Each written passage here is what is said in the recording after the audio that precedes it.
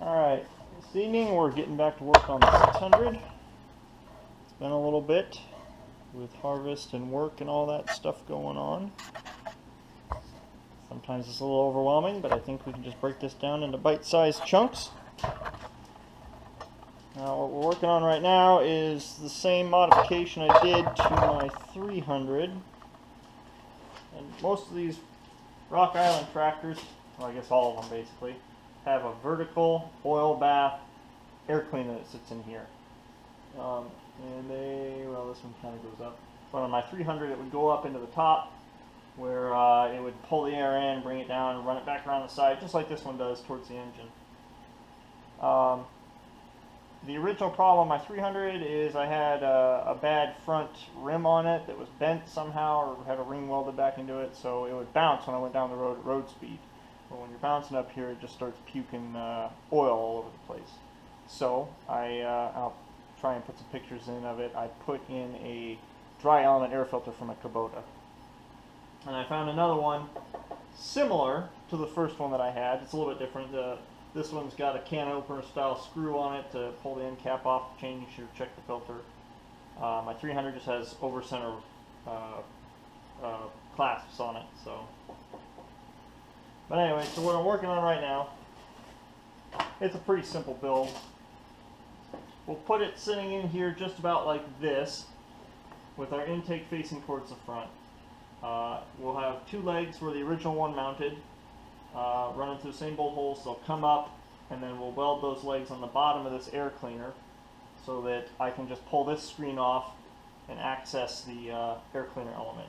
But at the same time, since this is a Case-o-matic and my 300 wasn't, we're going to need to be able to get to our Case-o-matic filter as well, so that'll hopefully still fit in here.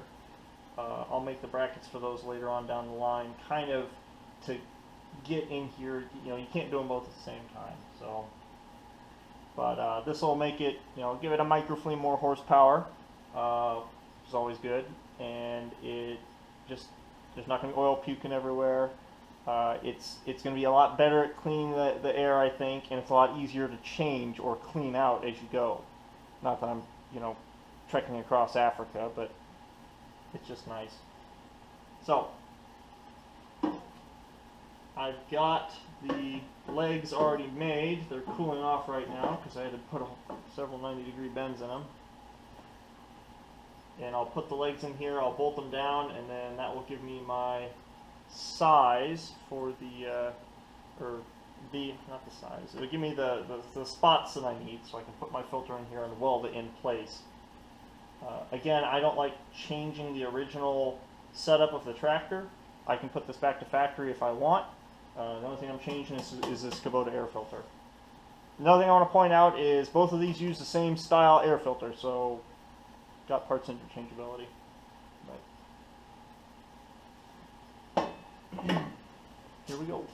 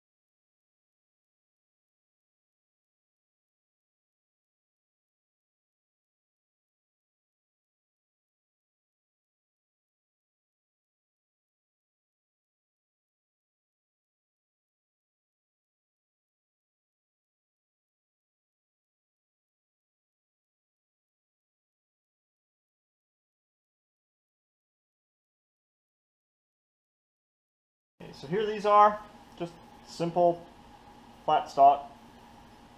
Bent, drilled a hole on one side, bent the other end.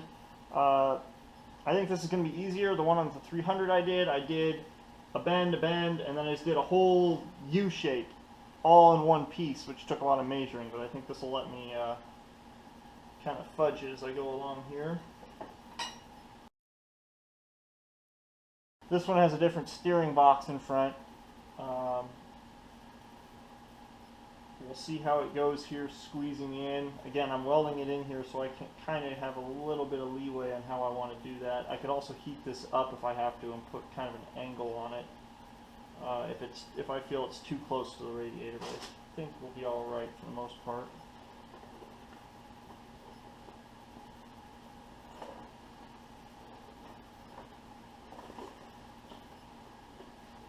The best part of this is, once you put the grill screens on, no one's going to know.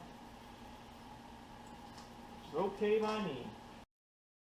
And then I can reroute these hoses here. In fact, I'm working on getting some new hoses made for the Case-o-matic lines that come into the oil cooler up here.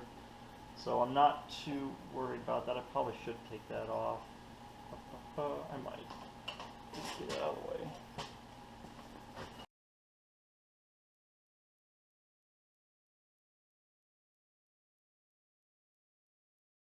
Alright, hopefully you guys can kind of see in there. So, thinking about like that. And then, if necessary, I can build legs that come off here for the Case-o-matic filter to bolt to. I think that won't be too bad. I'll have to bolt those down tight and see what they look like.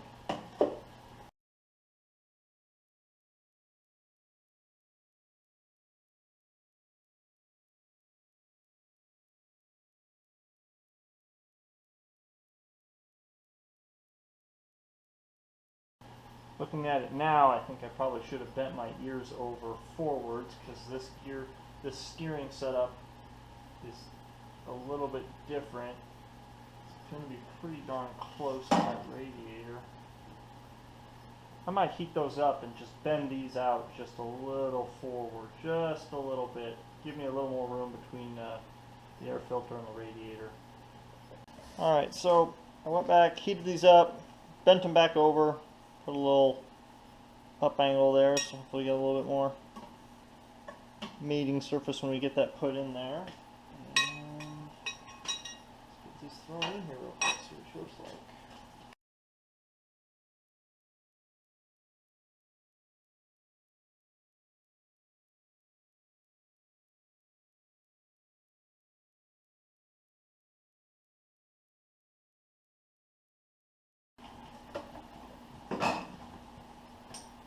There, I think that looks pretty darn good. Still get clear access coming through here to the front. I got plenty of access to come to the side. I can come up with some tabs in here for the Case-o-matic filter and bring it out around here. It'll be a little bit further ahead than it probably was before, but I think we can make that work. Yeah.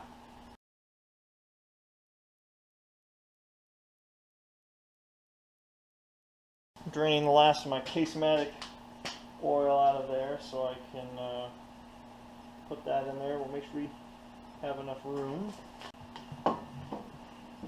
Air filter out of there before we forget.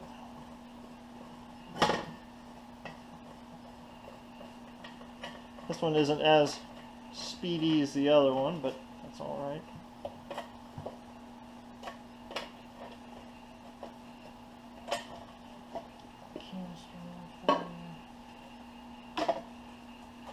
There's the part number. 70,000-11081 for those of you who are looking for this kind of stuff.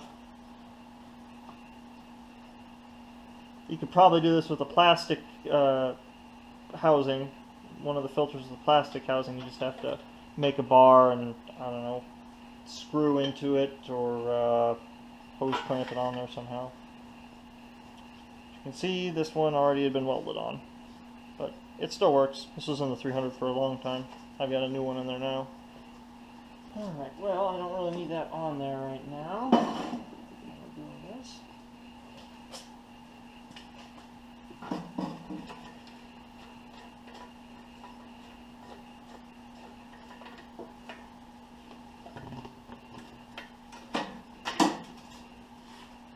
Another thing is I'll be using flexible air hose on this one. I was able to reuse the 300 air tube on the other one, but it didn't have the Case-o-matic filter messing all the spacing and stuff up like this one does, so we got to get a little creative, but I think it'll be alright. What I'm going to do is grind off 2 spots here. We'll put it back inside the front of the tractor.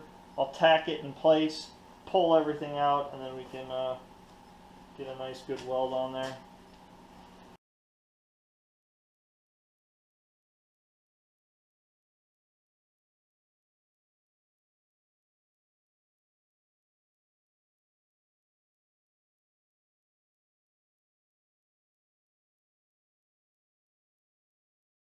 Alright, we'll go with that.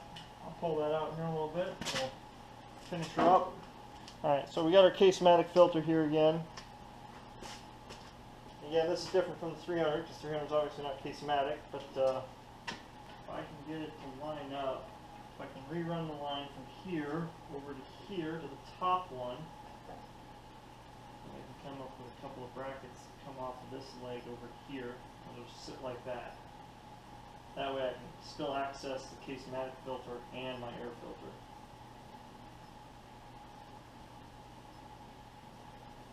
We'll go with that for right now.